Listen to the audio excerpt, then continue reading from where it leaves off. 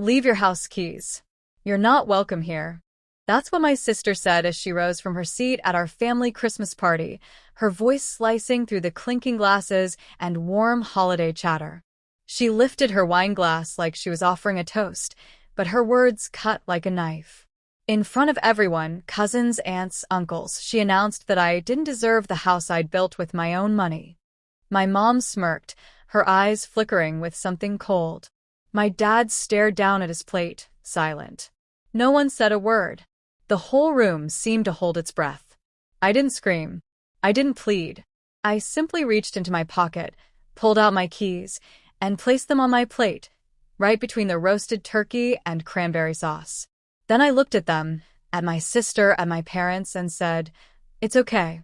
The bank will be glad to see you." After that, I turned and walked out into the freezing December night, shutting the door behind me. None of them knew the house was in my name alone, or that the next morning the bank would call them about a $1.2 million loan they'd try to take out behind my back. That moment changed everything. If this kind of family betrayal hits home, hit that subscribe button and drop a comment with the wildest holiday drama you've ever witnessed. Now, let's talk about how this Christmas party turned into my fight for everything I'd built. Let me take you back to where it all began, long before that night flipped my life upside down. I'm Jennifer Brooks, and I spent years grinding as an interior designer, taking every freelance gig I could to save for something my family thought was impossible, a house of my own. Growing up in Asheville, North Carolina, I was the quiet one, good grades, bills paid, never asked for help. Amanda, my sister, was the opposite. She bounced from idea to idea, quitting jobs faster than she got them, relying on our parents to rescue her from every mess. They called her creative, the one who needed a safety net. I was just Jennifer, expected to handle everything alone. At 28, I found a beat-up craftsman house on the edge of town. Faded paint, creaky floors, a roof leaking in 3 places. Nothing impressive. But I saw what it could become. I'd saved $60,000, every cent from late nights sketching layouts and choosing tiles for clients. No one in my family cared about that house. Amanda scoffed and called it a money pit. My parents didn't even bother to drive by. But I didn't need their approval.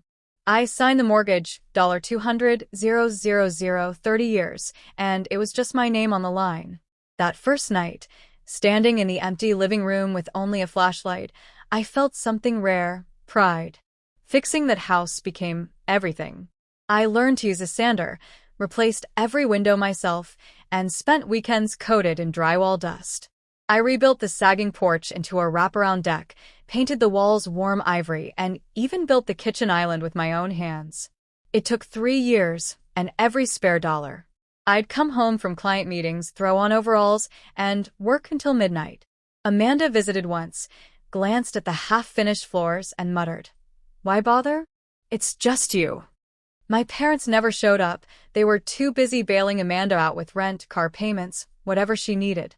When the house was finally done, it looked like it belonged in a magazine. Oak floors glowing under skylights I installed, a backyard crowned with a stone fire pit I built from scratch. Neighbors stopped by, asking for tours.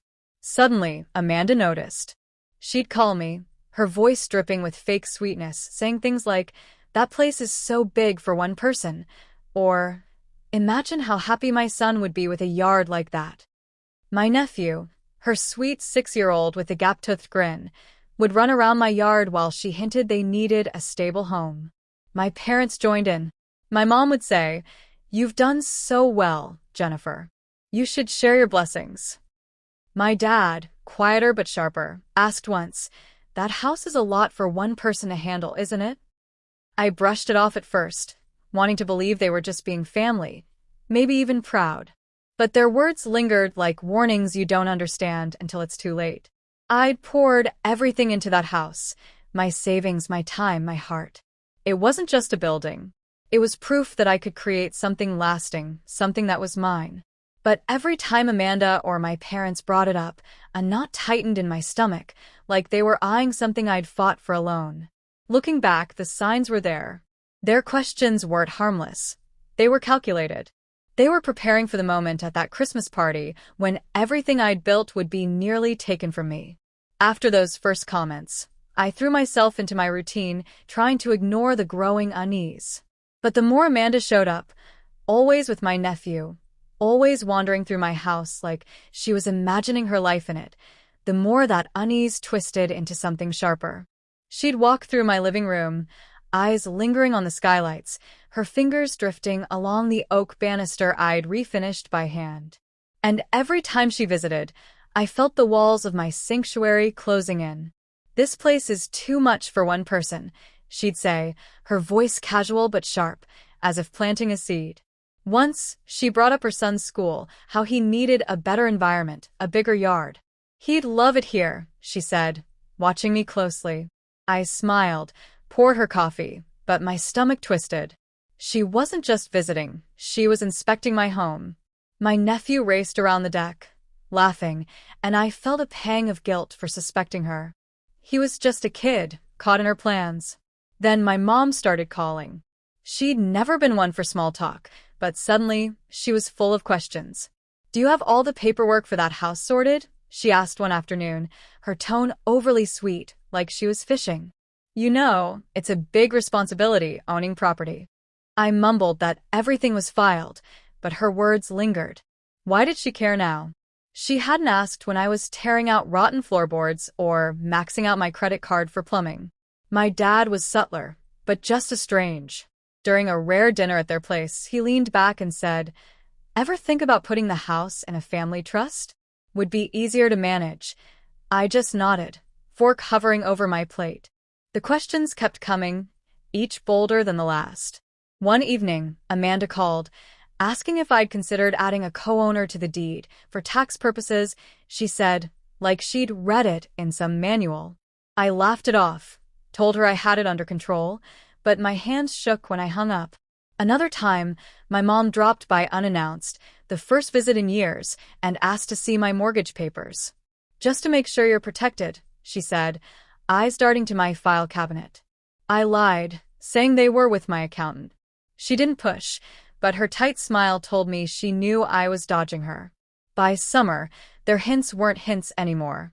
Amanda talked openly about her son's future, how he deserved a stable home, how my house was practically a family asset. My parents backed her, their voices soft but insistent. "You've always been so independent, Jennifer," my mom said once, her hand on my arm. "But family shares, that's what we do." My gut tightened, a mix of anger and dread. I started keeping my documents in a safe, not just the file cabinet. I'd lie awake, replaying their words, trying to guess their plans. One night, Amanda texted a photo of my nephew playing in my backyard, captioned, "This could be his home someday." That's when it hit me. They weren't just talking, they were scheming.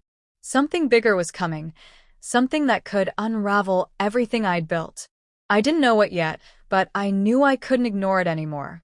Their words, their visits, their questions, they were pieces of a puzzle I didn't want to solve, but had to. That Christmas party was just months away, and by December, the unease I'd felt for months had turned into quiet dread, like a storm you know is coming but can't predict. I'd locked my documents in a safe, checked mortgage statements twice a week, but nothing prepared me for what happened that night. It was hosted at my parents' house in Asheville, a tradition since childhood. I walked in carrying a homemade pecan pie, hoping for a night of peace despite the warning signs. The dining room buzzed with cousins, aunts, uncles, everyone laughing, passing plates of ham and mashed potatoes, the air thick with holiday cheer. I forced a smile, trying to blend in, but Amanda's glances kept catching me off guard. Halfway through dinner, Amanda stood, wine glass raised like a toast. The room went silent. Forks paused midair. "Jennifer doesn't need that big house all to herself," she said, her voice loud and steady, slicing through the chatter. "She's not even starting a family. It's not fair to keep it from those who need it, like my son." My nephew, sitting next to her, looked down at his plate. My chest tightened, but I didn't speak. I looked at my mom, hoping she'd intervene. Instead, she smirked, her lips curling in a way that made my blood run cold. My dad stared at his napkin, hands folded tight. No one else moved. Cousins froze. Aunts avoided my eyes. Uncles shifted in their seats. Amanda wasn't done. "Leave your house keys, Jennifer," she said, eyes locked on mine. "You're not welcome to keep it all to yourself." The words hit like a slap, echoing through the silent room. I felt every stare, every held breath, but I didn't flinch. Months of their questions, hints, Amanda's visits, my mom's fake concern, all of it clicked. They weren't asking for my house. They thought they could take it. I reached into my pocket, fingers brushing the cold metal of my keys. I pulled them out, set them on my plate beside the untouched turkey, and looked straight at Amanda, then my mom, then my dad. "It's okay," I said, my voice calm but sharp enough to cut. "The bank will be glad to see you." Amanda's smile wavered for just a heartbeat. My mom's smirk vanished. My dad's head snapped up, his eyes narrowing. I didn't wait for a response. I pushed my chair back, stood, and walked straight out the front door, slamming it behind me. The December air stung my face as I stepped into the night, my breath drifting under the streetlights. I didn't cry or scream. I just kept walking, my heart pounding with a mix of anger and clarity. Their boldness at that Christmas table, so public, so unapologetic, proved they thought they had me cornered. But I wasn't defenseless. I'd locked my documents in a safe months earlier, sensing their intentions weren't innocent. I'd been checking my mortgage statements religiously, watching for anything off. And as I walked away from my parents' house that night, I knew something bigger was coming. The next morning, the truth would crash over me. I woke up in a cheap Asheville hotel room, the weight of Amanda's words still pressing on my chest, her demand for my keys, my mom's smirk, my dad's silence. The whole scene replayed like a bad movie. I'd barely slept. My mind kept circling that moment I put my keys on the table and walked out. My phone buzzed on the nightstand, lit up with unread messages from Amanda and my parents. I ignored them, splashing cold water on my face, trying to wash off the anger and betrayal. I knew they were up to something, but I didn't know how deep it went. Not yet. At 8:17 a.m., my phone rang, an unknown number. I almost let it go to voicemail, but something told me to answer. "Ms. Brooks, this is Karen from First Asheville Bank," a woman said, her voice calm but urgent. "We need to discuss an issue with your property." My stomach dropped. "What issue?" I asked, gripping the phone. She hesitated. "Someone attempted to secure a $1.2 million loan against your house using documents with your name. We flagged it as irregular. Can you come in?" I froze, the words hitting like a punch. $1.2 million. My house was worth maybe $300,000 on a good day. This wasn't a clerical error. It was deliberate. I asked Karen to email the documents and hung up, my hands shaking. Minutes later, an email arrived with a PDF attached. I opened it, and there was my name, my address, except the signature wasn't mine. Close, but not mine. Someone had tried to forge it, tying my house to a loan I'd never applied for. Amanda's voice echoed in my head, "You're not welcome to keep it all to yourself." My mom's smirk. My dad's tight silence. They'd really thought they could pull this off, use my house as collateral for a fortune.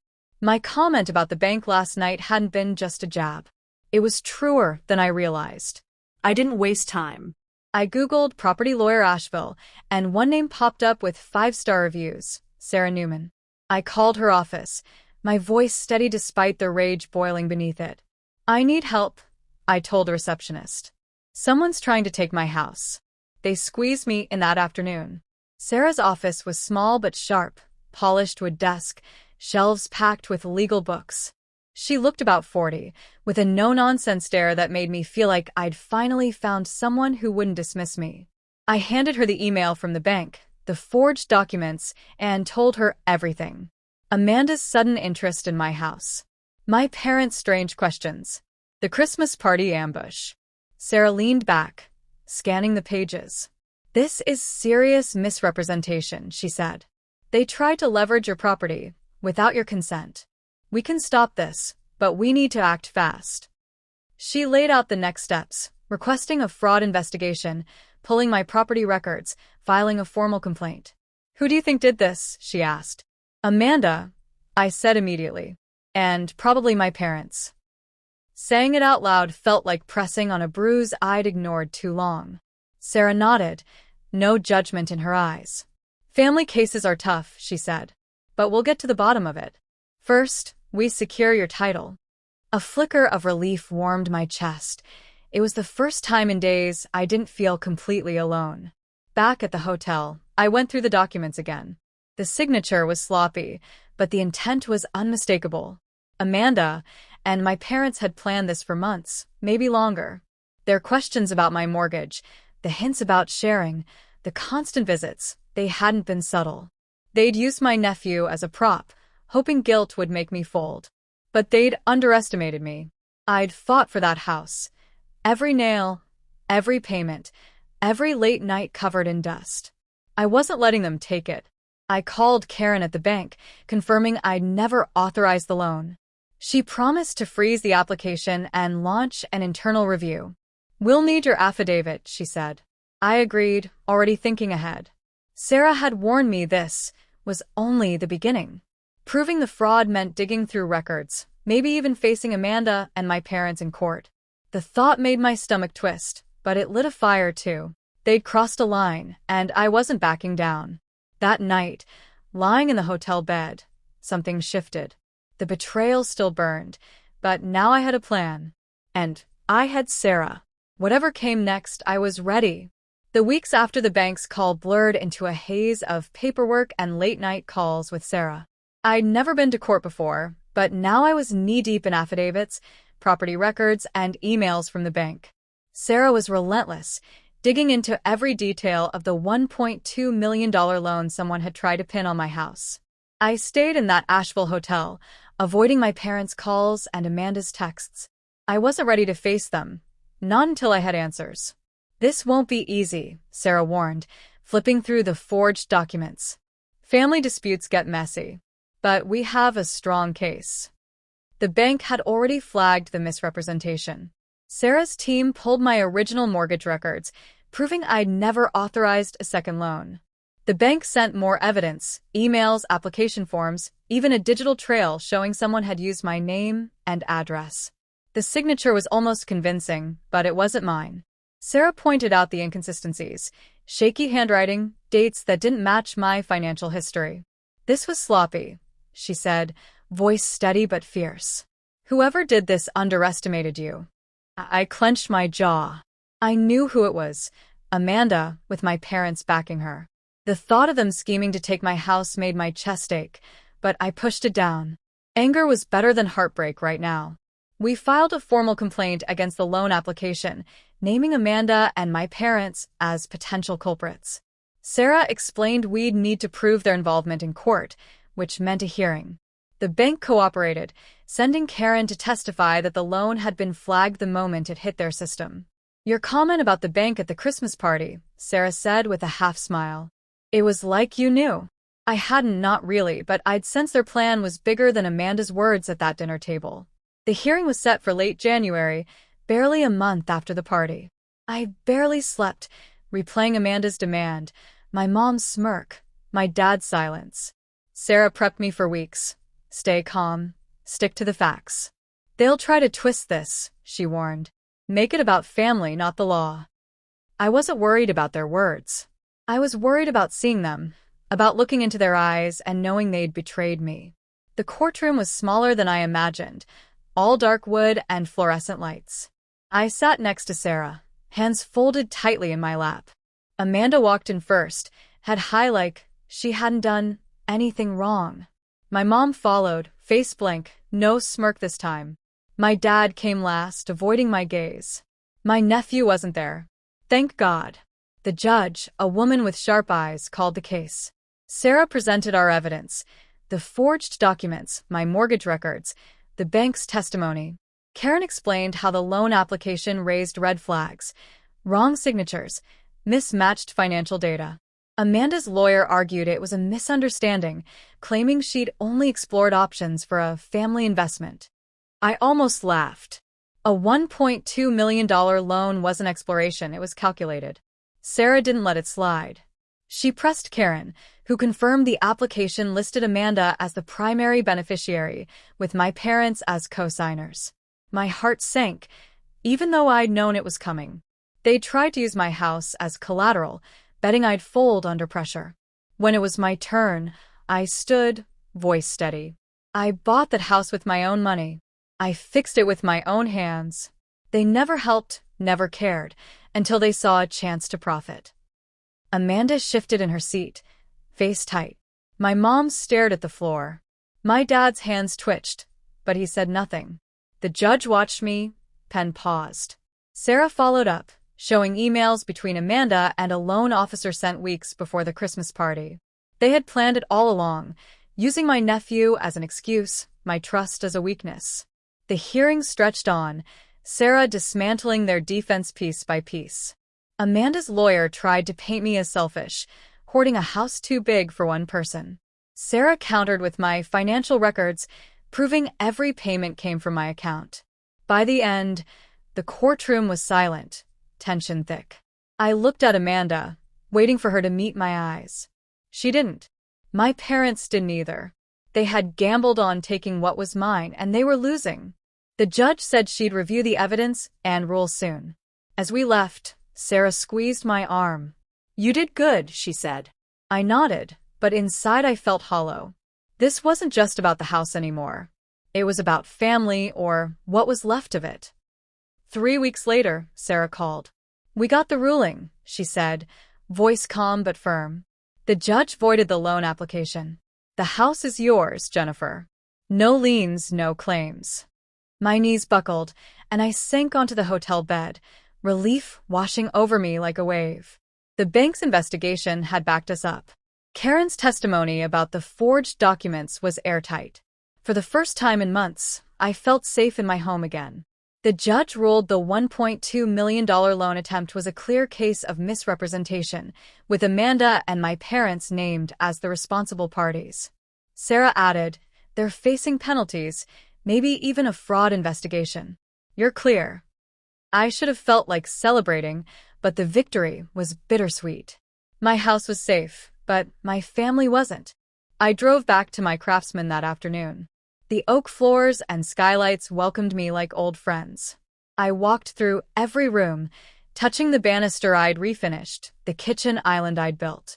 This was mine, not because of a judge's ruling, but because I had earned it. Still, Amanda's words from the Christmas party echoed. "You're not welcome to keep it all to yourself." My mom's smirk. My dad's silence. They'd tried to take it all. And for what? A quick payout? I couldn't wrap my head around it. Sarah met me at her office the next day to wrap up paperwork. "You've got options now," she said, sliding a folder across her desk. "You could press charges, push for damages." I shook my head. Dragging Amanda and my parents through another court case felt like sinking deeper into their mess. "What about my nephew?" I asked. He was the only one I still cared about, the only one who hadn't chosen this fight. Sarah sighed. "He's a minor, so he's not involved. But reaching out might be tricky with Amanda in the picture." I nodded, throat tight. I missed his gap-toothed smile, his laughter on my deck. But he was tied to them, and I couldn't risk that. That night, I sat on my porch, the February air crisp against my skin, and wrote 3 letters, one to Amanda, one to my mom, one to my dad. I didn't mince words. To Amanda, "You tried to take what I built. I trusted you, and you used my nephew to guilt me. We're done." To my mom, "Your smirk at that party said more than words ever could. I don't need a mother who'd rather see me lose." To my dad, "Your silence was worse than their lies. I deserved better." I mailed the letters the next day. No return address. I didn't want replies. I didn't want apologies. I wanted a clean break. Cutting them off wasn't easy. I'd spent years trying to be the good daughter, the reliable sister, hoping they'd see me for who I was. But they only saw what they could gain. I called Sarah to confirm I wouldn't pursue further charges. "I just want to move forward," I told her. She understood, her voice soft but supportive. "You're stronger than they are," she said. I wasn't sure about that, but I was learning. I started small, changing my phone number, blocking their emails. I told my cousins and aunts what happened, not for gossip, but to set the record straight. Some reached out, shocked, offering support. Others stayed silent, loyal to my parents. That hurt, but it clarified things. I didn't need a big family, just one I could trust. My nephew was the hardest part. I set up a small savings account for him, something Amanda couldn't touch, for when he's older. It wasn't much, but it was my way of keeping him in my life, even from a distance. Back in my house, I felt lighter, like I'd shed a weight I'd carried too long. The victory wasn't just about the house, it was about reclaiming my life. Amanda and my parents could face their consequences without me. I'd fought for what was mine and I'd won. Now I had to decide what came next, not just for the house, but for me. A year had passed since that awful Christmas party, and I was determined to make this one different. I stood in my craftsman house in Asheville, the oak floors gleaming under the skylights I'd installed with my own hands. The smell of roasted turkey and pecan pie filled the air, mixing with the crackle of the fire pit outside. I'd invited friends, neighbors, and a few coworkers to my first Christmas party hosted on my terms. No Amanda, no parents, no tension waiting to explode, just people who'd shown up for me when it mattered most.